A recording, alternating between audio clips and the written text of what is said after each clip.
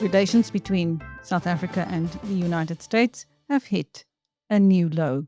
We speak to US intelligence analyst, retired Colonel Chris Wyatt. Morning, Colonel. Chris, good morning. Oh gosh, well, we're going to have a conversation about this one, aren't we? Well, your president, or the country's president, Donald Trump, has now wiped South Africa's website, and South Africa is not invited to the first meeting. Yeah, no, listen. I've cautioned, I've implored, I've done everything but beg the senior politicians of the ANC not to act like fools this year. Listen, I mean, you can think someone's a racist or white supremacist or a black supremacist or an idiot, but diplomatically, you don't tell them that. You don't tell the emperor he's not wearing any clothes. Now, I don't believe any things about Trump, but if the ANC politicians truly believe this, like Ibrahim Rasool and Ronald Lamola and Cyril Ramaphosa, Inkibisi Jones hasn't said anything recently, but in the past, or Chris Bempiri, Vincent Mangwenya, these folks actually believe that. Keep it to yourself. You know, Chris, I worked in so many embassies throughout Africa, the Middle East, and Europe, and the things I could say about the people whom I've interacted with, the things I could say, but you don't, especially not when you're the accredited ambassador or you're the foreign minister. It's just bad. And, you know, they push, they push, they push, they push. And if you know anything about Donald Trump, whether you like him or dislike him, when you attack him personally or people close to him, you will regret it because Trump doesn't forget when you attack him and he comes after you. And, you know, they didn't listen. The ANC didn't listen. They continued to poke the bear. In fact, during the week of the G20, what did they do? Ronald Lamola goes on CNN's documentary, Misinfo Nation, the White Genocide, and it calls Donald Trump a white supremacist. Broadcast globally. That's the Sunday as the summit's about to get underway for the business meetings and all this stuff. And then throughout the week, every time Ramaphosa had a chance to be diplomatic, he mocked or made fun of Donald Trump. He was asked outside a building in a crowd of people. It wasn't even a question, it was a statement by this guy. I guess he thinks he's a reporter. You will not be bullied. That's not a question. To which he says, no, we will not be bullied. But a diplomatic response, we will not allow ourselves to be bullied. Diplomatic response would have been, what do you mean? We're a sovereign nation. The United States is a sovereign nation. We have a disagreement about how we're approaching the summit. We'll work this out. That would have been the way to do it. Or when he's sitting there with the guy who's a media executive and the guy says, yeah, I know that you know bad things are happening. Very sarcastic comment. And then Ramaphosa, instead of being diplomatic or shutting the guy down, just, bad things are happening. 74 people per day are murdered in South Africa. The infrastructure is collapsing. You know, 82 people a day are leaving the country. Never mind the US Refugee Program. That's a whole separate issue. And they're just mocking the president of the United States. And that was recorded by the Government Information Service and posted on their TikTok account, intentionally meant to insult the president of the United States. Of course, we're going to get to the stage. Eventually, Trump is going to have time to deal with them. And that's what's going on now. You've hit the nail on the head. The first message was all the work that South Africans did for a year to push for debt relief and for the just energy transition and Ubuntu and all of this, turning the G20 from an economic body into a begging bowl of the UN General Assembly, which is what they've done for the past year, which are the real reasons why the U.S. didn't participate in the Leaders Summit, because it became clear throughout the course of the year that South Africa was hell-bent on perverting the purpose of the G20. So the U.S. finally said, enough, we're not going to do it. Now, I know Trump said hyperbole, they're exterminating people and white genocide and all this stuff, but don't look at what Trump says. Look at what he does. And throughout the year, they participate in these events until it just became too much and they just quit going. They had enough of it. So, you know, you poke the bear enough and you're going to get it. So he scrubbed the website. Everything's gone. If you go to the G20 official website, there's nothing there except that, sorry, we're experiencing technical difficulties, Miami 2026. And then they have a U.S. site dedicated to it. And there's Trump standing there looking like the original gangster saying the best is yet to come. And then, you know, Ramaphosa punches back. You know, he has a meeting with the country, talks to the country, and instead of just being diplomatic, he attacks America. Then he says, "Oh, this relationship's important to us. What really matters." No ambassador for a year, no trade representative. We have a trade representative. Jamison Greer is a trade representative. He talks to every country. Nobody in Washington for that. They keep gaslighting the public in South Africa and the world, saying they have a delegation. They don't have a delegation. They keep saying they try to reset the relationship. They never try to reset the relationship. They're not talking to Washington. They're attacking Washington publicly all the time. What did they expect to happen? No, Chris, Trump is probably not finished with South Africa. What do you think he's likely to do next? Oh gosh, this is. I'm going to feel like Senior von Ensberg or Nostradamus here if I start making these predictions. There's a lot of things can be done. You know, a few months back there was a academic from Stellenbosch University earlier this year who went to Newsroom Africa, And that academic falsely claimed that the United States had sanctions on South Africa. So I did a video in which I said that's simply untrue. I named the academic. I'm not going to do it here. I don't want to get in an argument with this person. But I said that's not true. There are no sanctions out. We haven't had sanctions since apartheid on South. By the way, you forgot about those, didn't you? We put sanctions on there anyway. But there haven't been any sanctions on South Africa. This is nonsense. The only thing the United States has done is we have ended our handouts because South Africa's abrogated property rights. South Africa is in violation of the Universal Declaration of Human Rights, of which they're a signatory, even under the ANC. They reasserted that. And they're also violating the Section 25 of their own constitution with expropriation without compensation. And I don't care whether it's targeted white, black, or brown people. It's targeted South Africans, and it violates the Constitution, and it violates international agreements. And so, that's when this all kind of went sideways, and it's gone from there. And it just, what's Trump going to do? All he did was end foreign aid. That's our money. We have no obligation to give it to people. We shouldn't give it to people who aren't living up to the same ideals that we have. And the ANC is not living up to the ideals the United States has, especially when it comes to private property rights. But what will he do next? The point I was getting with that academic was that there are no sanctions. There can be sanctions. Trump can ban U.S. businesses from doing business in South Africa. That would be devastating. There are tens of thousands of South Africans who make a decent living by working remotely for American corporations in South Africa. If Trump banned it, it would be devastating to South Africans. That's one of the reasons why he probably hasn't done it. Also, the SWIFT banking system, it could sanction politicians in South Africa. It could sanction the ANC. It could sanction the government. We could embargo is pretty serious. That involves military shifts, but we could ban trade to South Africa. We could do so many things. Not we, the U.S. government. I'm not doing this, but the U.S. government could do so many things to South Africa to harm it. And today the world is very different. It can make it very different. Can get very abusive, and offensive in the cyber realm. The U.S. has incredible cyber capabilities. In fact, we're the ones that notified South Africa's Reserve Bank that their site had been hacked because they didn't know it. So anyway, look, I hope none of this comes to fruition. But in the meantime, Trump is likely just to have fun with things like the G20. I mean, the reason why Trump did that, I guarantee you, the reason why Trump didn't invite them to this first meeting is because Ramaphosa went into the press, then he gave a speech. We are founding members of the G20, and we will attend fully and participate fully. Really? Guess what? No visas to come into D.C. for the first meeting. That was predictable. And the next time they say it, then it's just up the ante. It's, this at the end of this, whether people like it or not, America is the 800-pound gorilla, and South Africa has very little maneuver space here. And they need to quit acting as a proxy for Tehran, Beijing, and Moscow, because it's not working very well. And if they think, this woe is me the whole year. Oh, the U.S. targeted us with tariffs. No, Donald Trump put tariffs on 90 countries. You're not special. You're not special. Stop claiming victimhood. You weren't targeted. You were one of 90 countries, and you're one of the few who didn't send a trade delegation or representative to negotiate these things down. Switzerland got hit with a bigger tariff than South Africa. Does anybody in South Africa mention that? Switzerland, where people hide their money or used to hide their money, 39% tariff. But guess what? Now they have a 15% tariff because they negotiate with Trump. They open their market up to us for things that they would not let in before. The Swiss have protected their market from U.S. goods. Now we can get the things in there. We've lowered to 15%. What is South Africa done? They've lied about America and lied about Trump and insulted Trump at every turn, every senior official. Look, it's like Wyatt and Natasha at the beginning of this. Well, if they won't give us the money, the foreign aid, then we won't give the minerals. Dude, we buy the minerals. You want to cut your nose off to spite your face? You don't want the hundreds of millions of dollars you use to buy your minerals?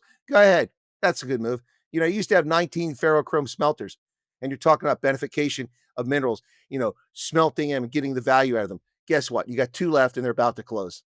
Okay, good luck with that. I like that plan. Jeez. Robertson, a small town in the middle of nowhere where a wine farmer claims to have sold a Volkswagen up to We Buy Cars. A farmer. What car did you really sell them? A VW. Right here in Robertson. Small town, but we know about We Buy Cars. Yeah, but what's a farmer doing with a VW up? It was just a runaround. Cool cover story. And I see you traded it in for this, like a double cab Renault. Well, were they all out of ranges?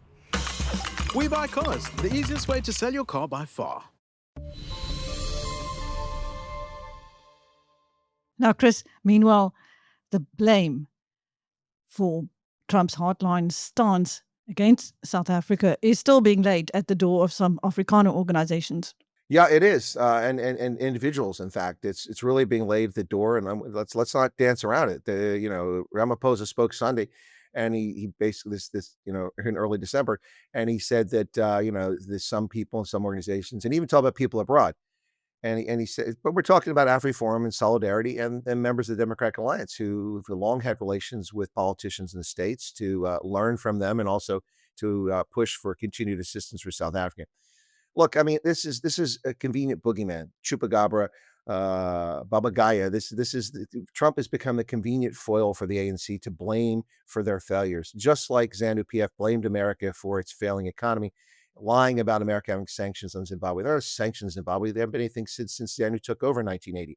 There are travel restrictions against human rights implicated ZANU members, ZANU-PF, and also against state-owned enterprises that profit from oppressing the population. But just like that, this is what the ANC is doing. They're talking about how other people are to blame. But the reality is this relationship has been poisoned since 2002, and I keep telling people this, and it frustrates me to no end that people aren't listening and don't do their research.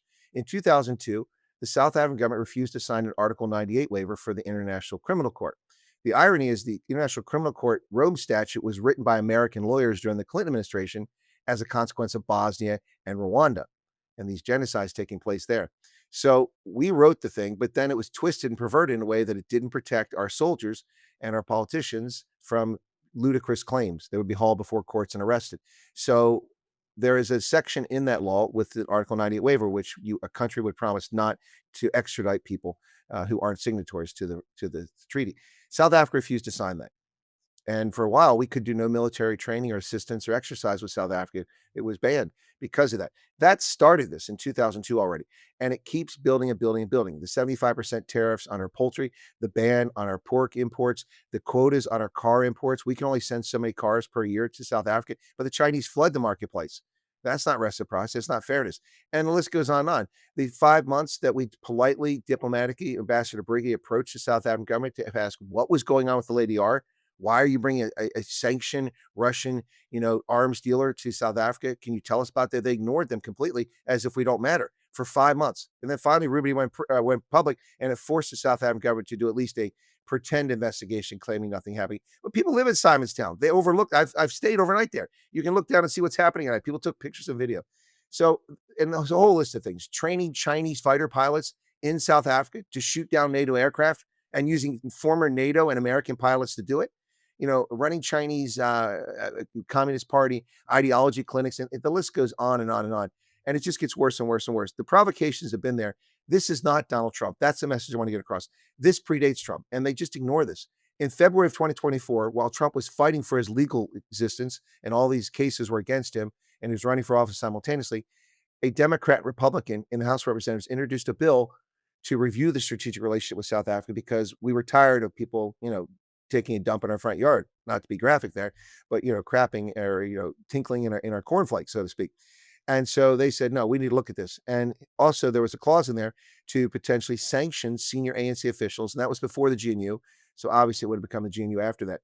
That was renewed. That bill never went anywhere, but that bill is renewed. It was bipartisan, Democrats and Republicans. It was renewed this year by a Republican in the House, and now another bill similar to it in the Senate has come out. They've gone nowhere in Congress, like many bills. But the point here is that this is not Donald Trump. They want to make it about Donald Trump, and that's a losing battle. And what gets me is they're either stubborn or stupid. We both knew Neil DeBeer, wonderful person. Neil, I sat down with him. I think I've told you the story before. Maybe some of your listeners have heard it, viewers. And early this year, I met with him in Gordons Bay. He was frail, but full of energy and life. And I said to Neil, Neil, I'm trying to analyze this as an intelligence analyst, and I look at the indicators. And to me, it can only be one of two things. They're doing this intentionally because they want to play the role of martyr and victim. They think it's going to curry them favor in the socialist world and in Tehran and Moscow, but they're not their true friends. Beijing isn't their friend. Beijing has higher tariffs on South African imports than the US does, even now with 30%. On a lot of the products are higher than that in China. They're not their friends. Either they think they're going to get something from that, or they're dumb. They're dumb as a box of rocks. And Neil said to me that lovely South African Afrikaner accent. And he said, Chris, I know these people. I've known them for a long time. I was with them. I have to tell you, they're just that dumb. So, James, I don't know if that's true, but that's what Neil told me. Maybe he was just being funny again. Well, Trump is also clamping down on refugees and letting in only Afrikaners from South Africa. Partial truth and a fake news story. Trump is not only letting in Afrikaners, that's a fairy tale. He has now stopped immigration from 19 countries of concern. They never should have been allowed to immigrate here.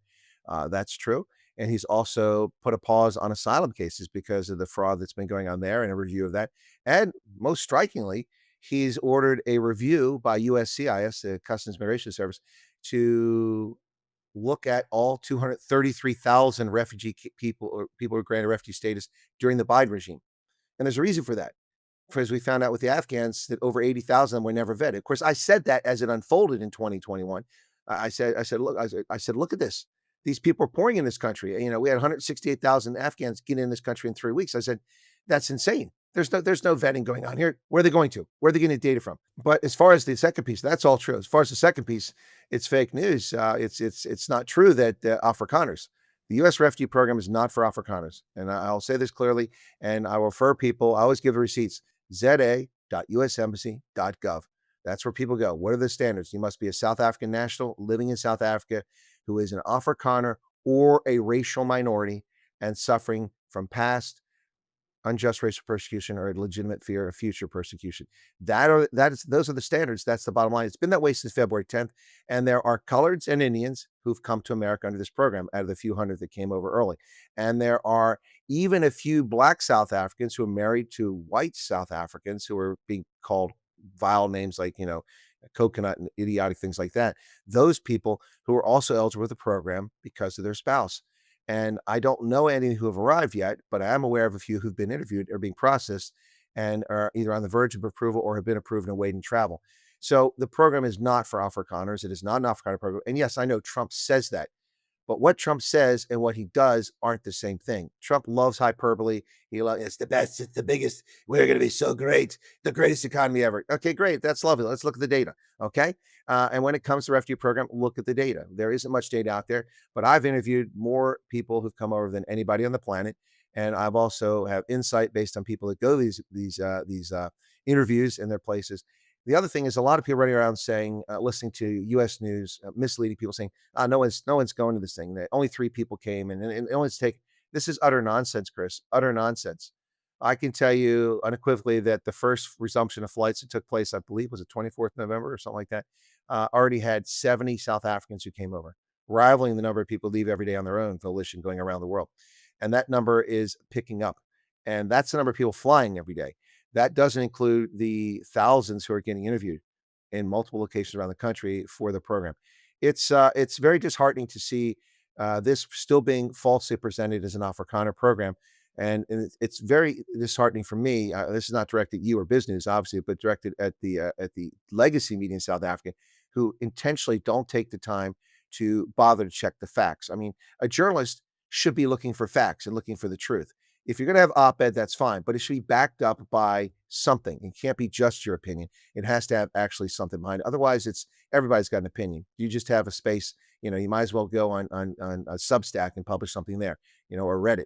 So it just frustrates me to know that people don't want to tell the truth about the program. And what is happening, Chris, is tragic. South Africans are leaving South Africa in record numbers. Why? Because of what's happened. And it's really a sad thing to see. It breaks my heart.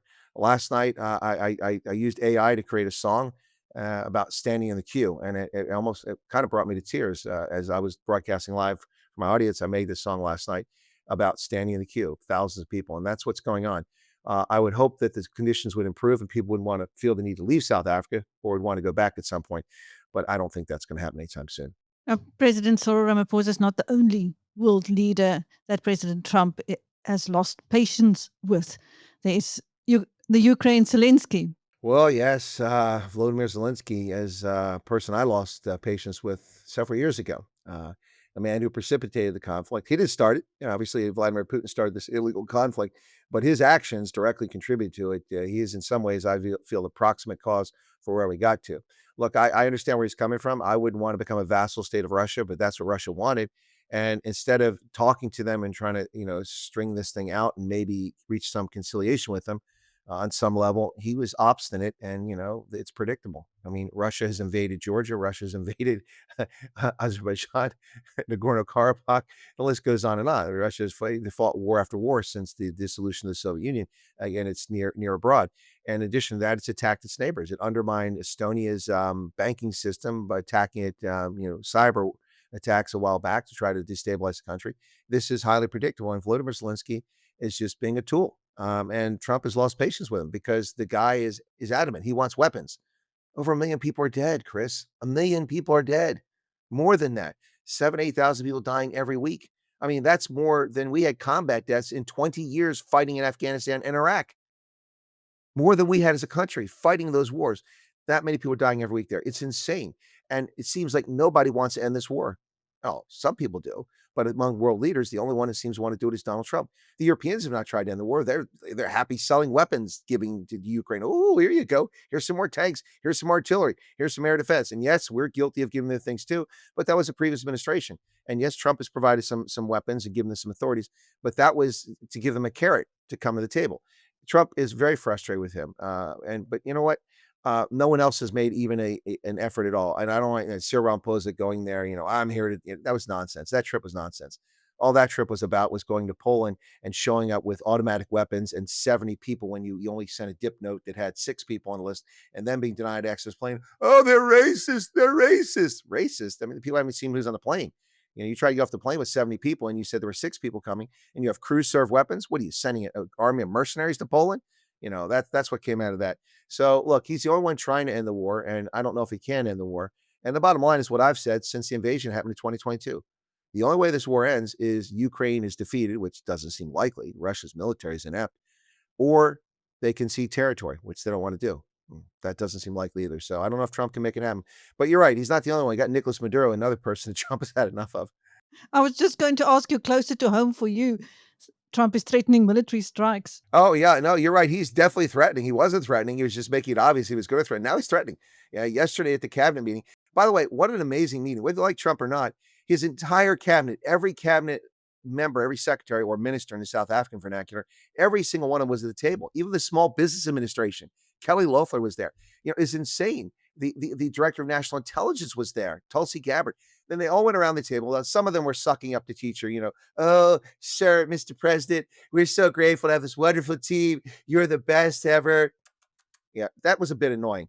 But yeah, no, you should have watched it. There's about 4 or 5 of them act like that. But most of them were around the table and did what Trump said. All right, tell us what you've been able to accomplish so far in the 10 months we've been in office. Well, Mr. President, we've done this, this, this, and this. We've done this, this, and this. It was insanely amazing. You want to talk about transparency. If the American people want to know what the Trump administration is all about, all you have to do is watch that one cabinet meeting.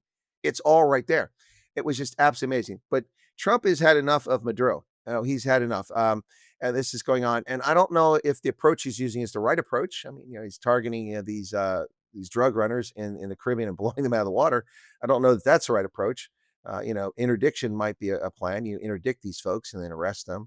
I'm not sure why they're doing it this way. But the point is that he is prepared. The Gerald Ford Carrier Strike Group is in the Caribbean now. We don't usually keep a Carrier Strike Group in the Caribbean. It's kind of our backyard, and we don't usually keep one there.